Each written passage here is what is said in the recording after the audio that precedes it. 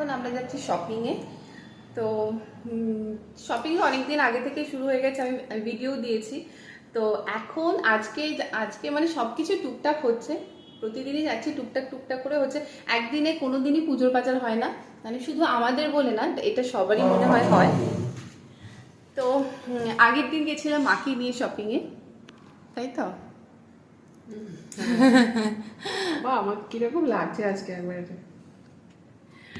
মাকে খুব বাজে লাগছে, তাই মা ক্যামেরাতে আসবে না। আর আজকে যাচ্ছি বোনের সাথে। কোথায় গেলি?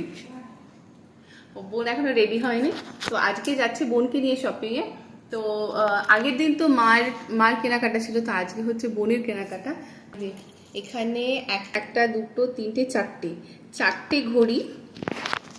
এই চারটে ঘড়িরই মানে একটু একটু করে প্রবলেম আছে। কিছু দুটো ঘড়ি কাটাতে হবে, মানে চেন কাটাতে হবে, ফিটিংস না। আর দুটো ঘড়ির হচ্ছে, দুটো ঘড়ি মানে বন্ধ হয়ে গেছে বল, আর দুটো ঘড়ি বন্ধ হয়ে গেছে।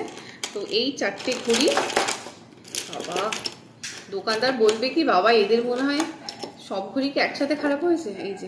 এই চারটে ঘড়ি যাবে ঘড়ির দোকানে সারাতে। হয়ে গেছে বেরোরে 3:45 বাজে, আর এখন আমার বোনের রেডি হচ্ছে না। কখন থেকে শুরু করেছে, এখনো রেডি হতে পারছে না। ঘড়িগুলো ঢোকাবো তো, এর আগে ঢুকিয়ে দে। রেডি হয়ে গেছে, আজকে এনাকে নিয়ে যাব। কি কি ক্রাইটেরিয়া তোর, কি কি ক্রাইটেরিয়া বল? ক্রাইটেরিয়া? ও বাবা তুই এত ভালো, তোর কোনো ক্রাইটেরিয়া নেই?